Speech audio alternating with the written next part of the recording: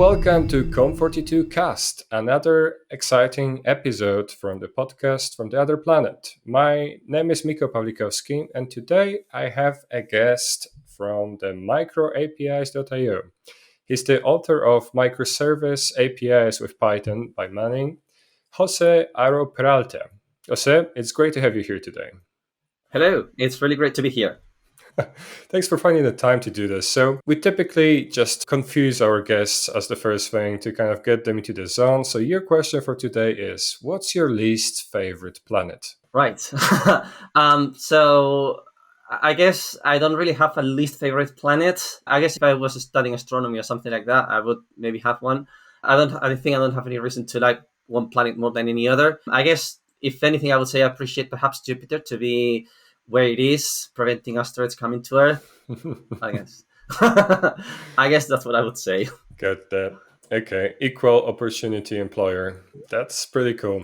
Exactly.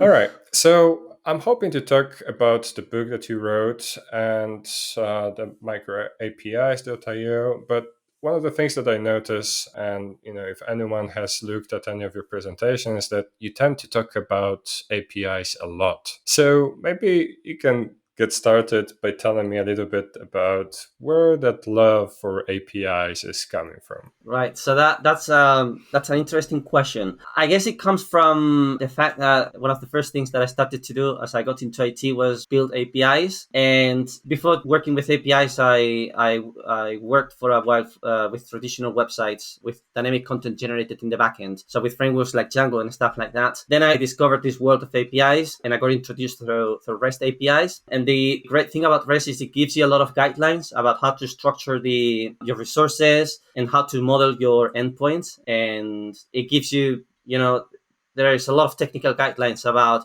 how you form the responses and how you create meaningful communication between the client and the server. And I found that very useful because one of the things you struggle the most when you're starting to do software is how you structure your code, how you design, your application, what goes where, and things like that.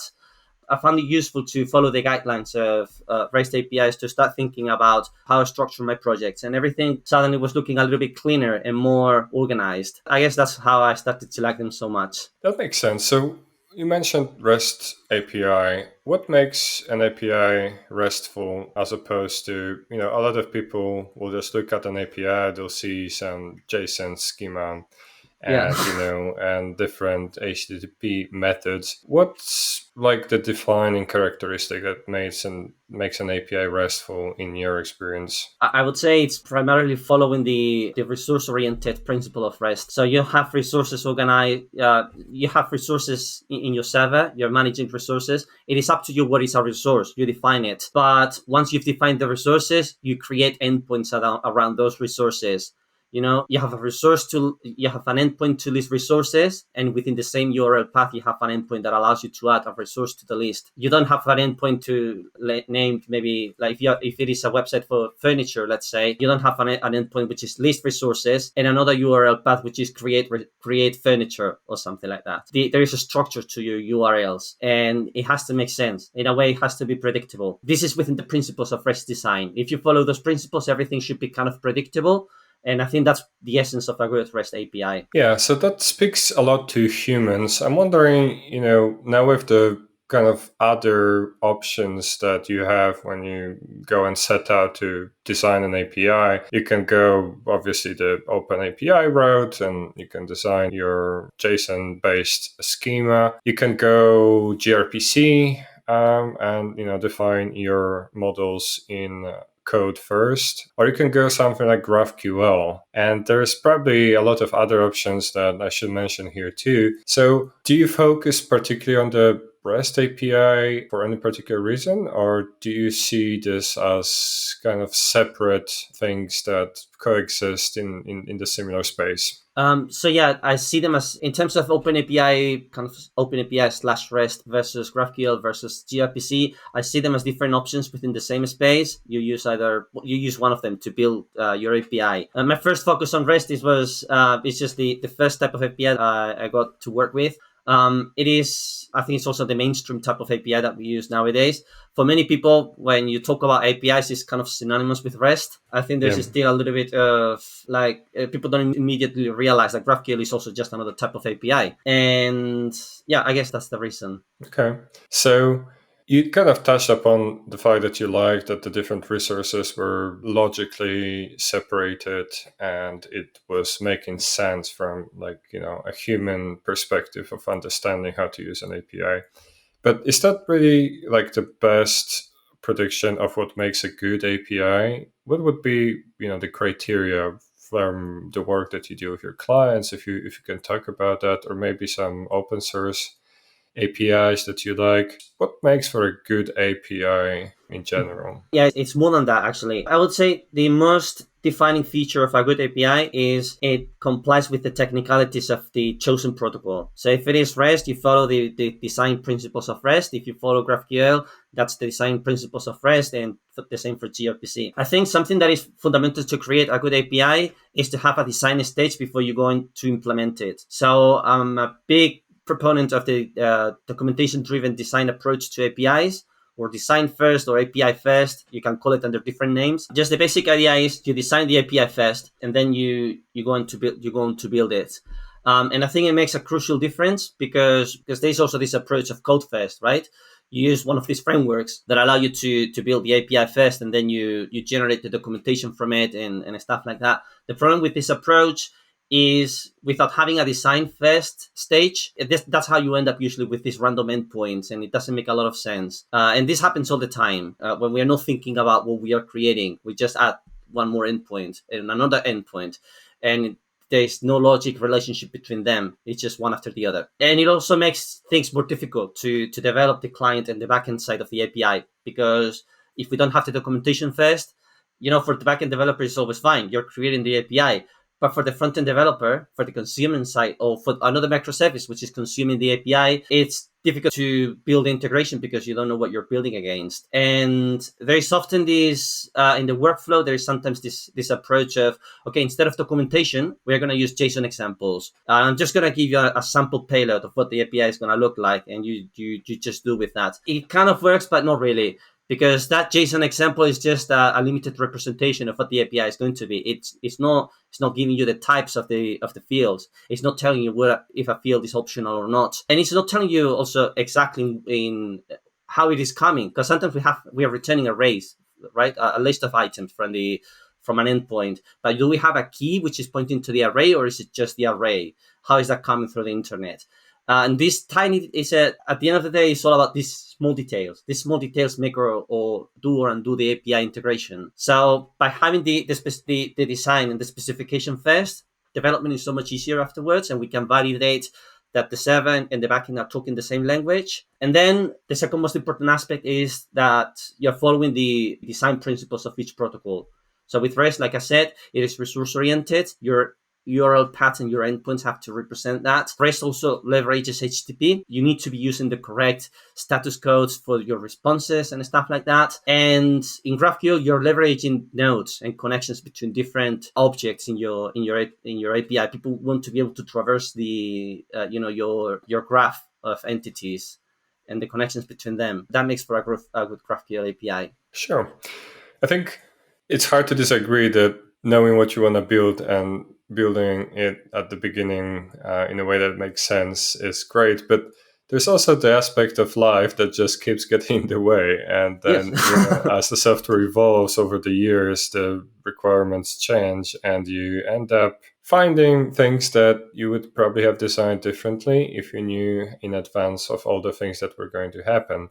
Do you have any, from the experience you've gathered so far, do you have any pointers or advice of how to make it as forward compatible as possible in general? Yeah, as I'm a big proponent of documentation driven development, but at the same time, I think it's more important to be practical. In reality, it's very unlikely that when you start working with an API, you know everything of absolutely everything of what it should be doing. So when I say there should be a design stage, it doesn't mean that you should just be writing a YAML file or something like that. It means there is an experimentation stage as well, and you're going to write some code that is already creating some endpoints. You may generate some documentation from that. On the client side, you need to be trialing as well. What do you need from the API? So you need to be building something with expectations of what the API should be doing. And out of these experimentations, then you will put something together and you agree on something. And it doesn't need to be at the beginning. It doesn't need to be a formalized specification. Like, be pragmatic. You're discovering your features, right? What you need. I think the most common approach is probably you build something fast that just works. It's simple at the beginning, so it just works. You're not having many integration issues, and then you consolidate the documentation or the specification on top of that. Then what happens also is API specifications are not meant to be static. They're supposed to be changing and evolving all the time, but you should be making those changes in a in a backwards compatible way. So perhaps that depends a little bit on the type of changes that you're making. If you can make soft changes that don't break the previous integrations, that's great. Otherwise, maybe you want to use versioning for different versions of the API. Sure. The versioning definitely helps, like with most things in life. I'm curious about, so the documentation first design. I've experienced multiple schools of thoughts on that. To give you, an obvious example, if you've already designed an open API specification, you can probably just go and generate at least the bootstrap of your API from that in the language of your choice. There's also the other side of the spectrum where you have self-documenting APIs where you have some structure and some descriptions inside, and then you generate the docs on the other way, in the other direction. Do you have preference of which way you typically go? Did you find that one of the ways ended up being better long term for any particular reason? Curious if you have any experience to share on that front.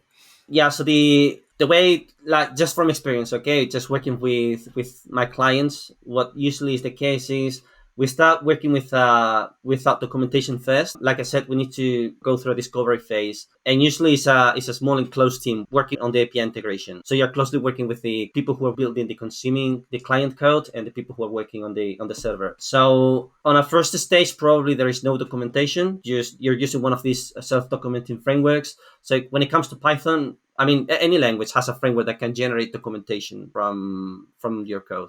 So you use one of these, and that gives you the basic template, something to start with. But moving forward, what happens is we need to start making changes to the server and to the client. And from that point, it becomes very important to have a point of reference in the documentation that tells you what's going to happen. So at some point, we switch towards documentation first, and we make the changes to the specification first, and then we incorporate them into the client and the backend. That's otherwise what I see often is we need this new feature. We need to change maybe the format of a field in the spec. The backend makes it, and the frontend breaks, or the frontend makes it and the backend hasn't done it yet, and it breaks because they are not working with the same type. And that's just one silly example, but there are many more, right? Like additional fields to the API, or we changed endpoints. Suddenly, certain URLs don't exist anymore. So if we can agree on the changes fast and we can document them, it makes life so much easier. Definitely. So is there any particular API that you would consider the best example that, when people want to design, they should design like that one? So I think when you're spending so much time working with APIs, you are more, I think you end up complaining more about them than picking up the good examples. I could tell you some terrible APIs. I wouldn't want to mention names anyways, but I guess something like, again, nothing is completely perfect, but something like Stripe and GitHub, I've enjoyed using them, the APIs of these companies. Okay, so GitHub gets thumbs up. Everybody listening. All right, so let's shift gears and talk a little bit about your book. So at this stage, it's kind of making sense to me why you would go and write a book about APIs. Apart from just being deep into that, what was the primary driver for writing an actual book about that? And also, weren't you worried that this might age quickly? I know from the quick scan, it looked like you focused primarily on Python in there. Yeah. Mm-hmm. Yeah, it's in the title. It's about microservice APIs with Python. Yeah, exactly. So yeah.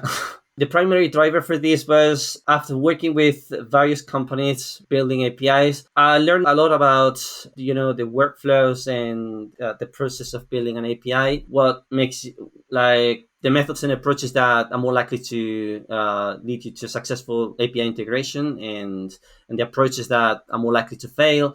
The tooling, all these things. The thing that stands out when I not always, but in many cases is just how difficult it is for people to build APIs correctly. And I just found in my case sometimes in the situation where I'm always teaching the same thing over and over when I join a new team. And sometimes it's not just teaching, but also having a hard time convincing people of what are the good practices. Anyways, what I thought is I just wanted to collect my experiences, everything I've learned about building good APIs, and I wanted to put it into one place where people can read it. And perhaps within some time, when I join a team, I don't have to repeat the same things again, over and over again. Perhaps there are some basic stuff that we all know already. I think there's a number of basic things that we should know when we're working with APIs. I'm making a big effort in the book to explain these things in detail, in an easy way. Yeah, it's mostly on the basic stuff. There's some basic we need to know. I think that's the primary driver for writing this book. I like that. So basically, get bored of explaining the same things over again. Next time, I'll be like, just read this. Well, that's one way of putting it. Yeah. Okay.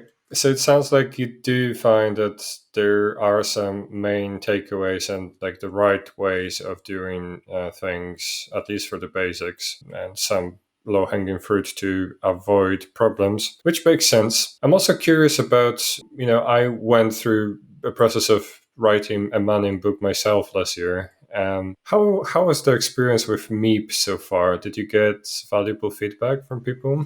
So far, it's difficult to get feedback. I get some people who reach out to me not through because Meep has a forum where people can write comments and stuff, but that's not very active at the moment. I would like people to write comments and to say, because obviously there are going to be things that are missing or not well explained or wrong or things people disagree with.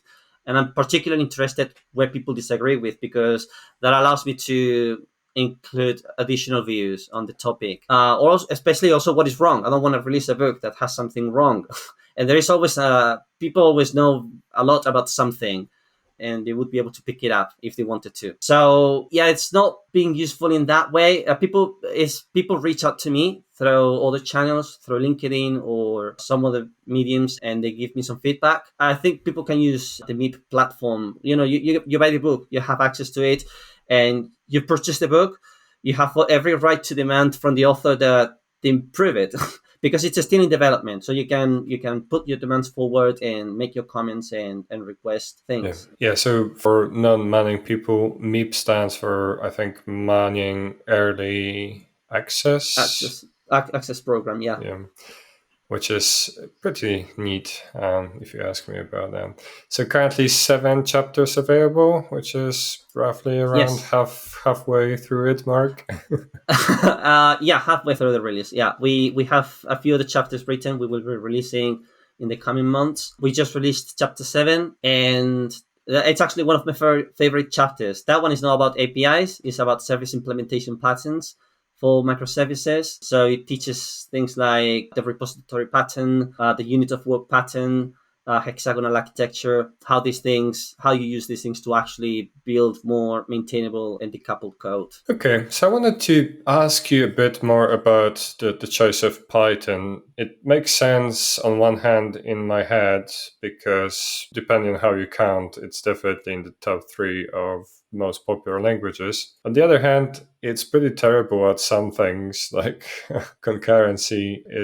There are languages now that do it better, or make it easier to do it better, like Golang, that seems to be more and more popular every day. Why did you pick Python, and why did you decide to focus on that almost exclusively in the book? Primarily is because I'm mostly Python developer. It's my main area of expertise. Perhaps contrary to what many people think, it's a very common choice for building web services. And sometimes when I talk to people who are from outside of the Python community, they seem to think that Python is not very commonly used, but my experience tells me otherwise. Obviously, you are in your area, you know what you do within, your community and your clients and stuff like that. In my experience, Python is extensively used for building web services. I would say you never choose Python for performance, for concurrency, speed, or anything like that. You choose it because it has a very simple interface, and it makes it easy to prototype very quickly and to iterate very quickly in your designs and your code changes.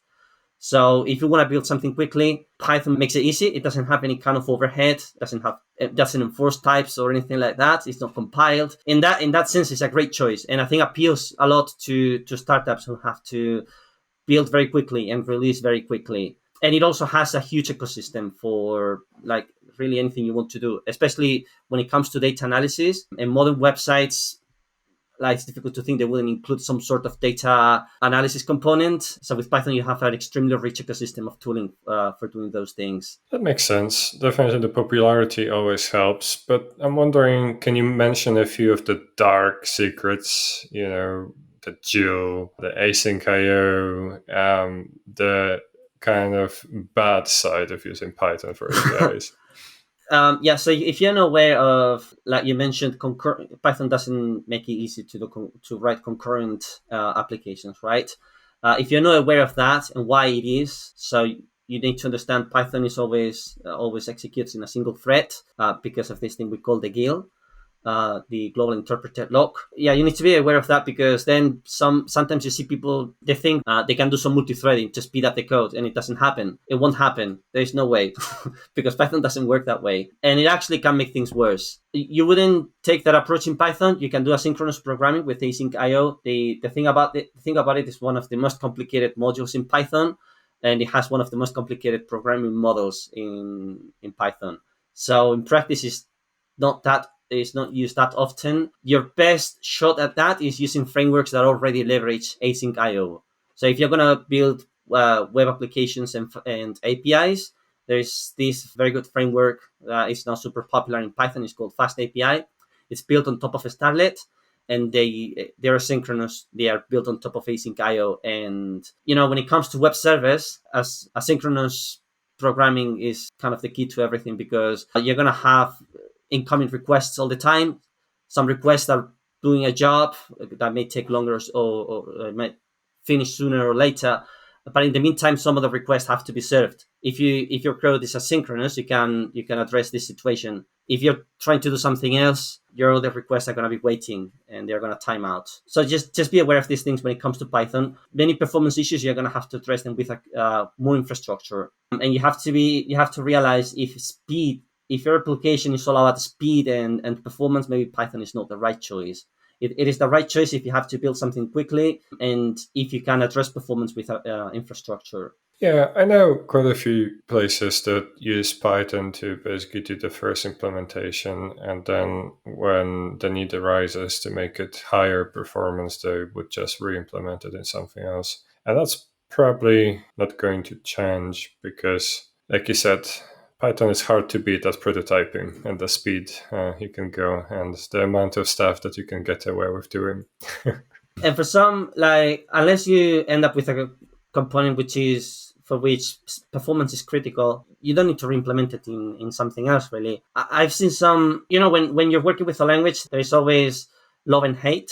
And there are things about any language that we all like to complain about. And it definitely happens with Python, especially the more popular the language becomes, the more complaints we're going to have about it. And there have been some companies that I read about this a while ago.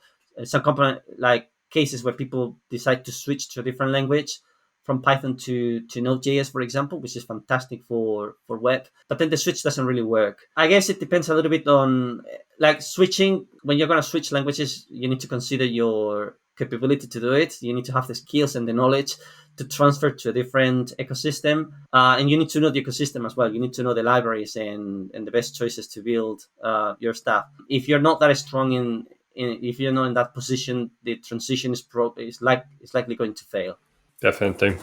So the Microapis.io looks like some kind of a side project. Is that you basically helping people with their Python APIs? Not at the moment, but I would like to expand it into something like that as well. At the moment, really, the main point of it is, the main thing it does is it helps. Well, it allows you to spin up a mock server in the cloud. But the main point of it is you can do it without having to sign up or log in. There are lots of cloud services that can do this thing for you, and you can do it in your local machine as well. This is especially used for developers who are building API clients, right? Front-end developers, mobile developers, or microservices developers who are integrating with all the services. And you need to simulate the integration with the backend that you're talking to. So there are multiple ways of running a Mock server. You can do it locally, but then you have to install packages. You need to have the right runtime. You may have to resolve some dependency conflicts, and you need to have one process running locally, which is not always possible. Running it in the cloud with most providers, you need to have an account, which again, sometimes for a quick test is just not what you want to do. So the point of this is you need to do a quick test, perhaps in a CI process. So you can do just a simple API call, you get a Mock server, and you can run the integration against it and throw it away. Awesome. So Microapis.io to check it out. So one last question, and this is one that I really like because I get to steal good things from people. If you were to pick like a single highest return on investment thing that you did for your career, and it could be anything, from changing your mindset to, I don't know, going on a trip in Himalayas, what would it be if you could pick only one? Tough question. Professional history is perhaps a little bit different from other people. I don't come from an IT background, and it wasn't easy for me to get into this path. But the way I did it was I was working on a PhD on an unrelated topic. I decided that I could use software I could write my own software to analyze data, and it's something that I just had the idea and nobody really took it seriously, but I believed in this idea and I pushed forward for it. Basically, I think that the takeaway is like, if you believe you can do something and you really want to do it, go ahead and do it. Just believe in yourself and hang in there, because the journey can be tough and things may not come easy, but they eventually happened. Most important thing is you work hard and just stick to your goal. Work hard and hope for the best. Yeah. Yeah, and usually it's fine. Usually things will be fine. Okay, I like that. Usually things work out. In the end, just be patient. All right, Jose, thank you so much for your time. That was a really interesting conversation. So for everybody who wants to check out Jose's book, it's called Microservice APIs with Python. It's available at manning.com in the early access MIP program. If you need a little nudge, Jose and Manning were kind enough to provide 2 codes. One is for a free book, so whoever uses that first gets it. You need to use a code, and the code is conf_API_RF D954. So conf_API_RF D954. And if you missed this one, you can get a 35% discount code. I think that's available for all the books using the code PodConf4221. PodConf4221. Yeah, I'm not sure that one is available for all of them. Definitely it is for mine. Definitely. I just can't promise all the others. Go grab a copy and learn from the mistakes that Jose made when he was designing for his previous APIs, so that you can learn from his mistakes and not make your own. Thank you so much, Jose. That was really cool. And we'll see you next time. Thank you so much. It was a pleasure talking to you.